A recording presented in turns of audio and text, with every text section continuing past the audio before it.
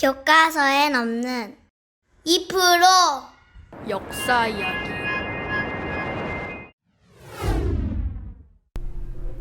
오늘의 숨은 2% 역사 이야기, 흥선대원군 이야기입니다. 대원군이란 왕이 형제나 자손 등 후사가 없이 죽고 먼 친척 중 왕위를 계승하는 경우 새로운 왕의 친아버지를 부르는 칭호입니다. 조선시대에서의 대원군은 흥선대원군을 뜻합니다. 흥선대원군은 조선 후기 안동 김씨의 살벌한 세도정치 아래에서 목숨을 보전하기 위해 어리숙한 행세를 하며 온갖 수모를 묵묵히 견뎌냅니다. 본인의 뜻을 펼칠 날만 기다리고 있던 흥선대원군에게 기회가 찾아왔습니다. 조선 25대 임금이었던 철종은 후사가 없이 죽게 되었기 때문입니다. 그러자 안동 김씨 세도 정치를 견제하려는 당시 왕실의 대표 어른이었던 신정왕후 조씨, 조대비와 흥선대원군이 손을 맞잡게 됩니다. 흥선대원군의 둘째 아들을 조선의 왕으로 즉위시키게 되는데요. 이렇게 먼 왕족이었던 흥선대원군은 임금의 친아버지가 됩니다. 어린 둘째 아들 고종을 왕위에 올리고 조대비와 흥선대원군은 실권을 잡고 개혁 정치를 추진하게 됩니다. 고종은 즉위 당시 너무 어렸기 때문에 흥선대원군이 실권을 장악하고 여러 정치를 펼쳤습니다.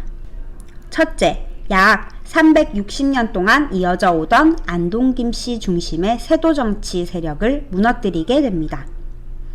안동 김씨가 권력을 가질 수 있었던 핵심 기구였던 비변사를 없애버립니다.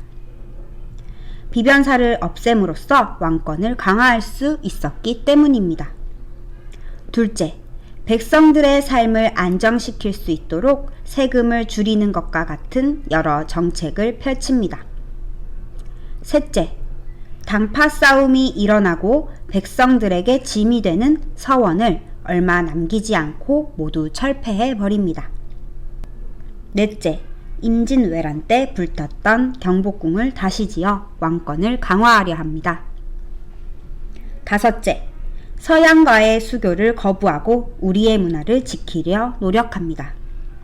여섯째, 서양에서 들어온 천주교를 탄압합니다. 이렇게 세국 정책을 펼치던 흥선대원군은 고종의 나이가 20살이 넘어가자 권력을 내려놓고 운현궁으로 돌아가게 됩니다. 하지만 이후 청일전쟁 무렵에 다시 복귀하기도 하는데요. 이러한 흥선대원군에 대한 평가는 엇갈리게 됩니다. 세도 정치로 엉망이 된 조선 사회의 문제점을 과감하게 개혁했다는 긍정적인 평가도 있는 반면에 한편으로는 변화하는 세계의 흐름을 읽지 못하고 수교를 반대하는 정책으로 근대화를 늦췄다는 부정적인 평가도 있습니다.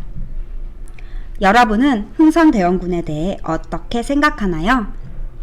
흥선대원군의 정책과 개항 당시의 모습을 살펴본 후 디지털 교과서 102쪽에 개항에 대한 자신의 생각을 써보기 바랍니다.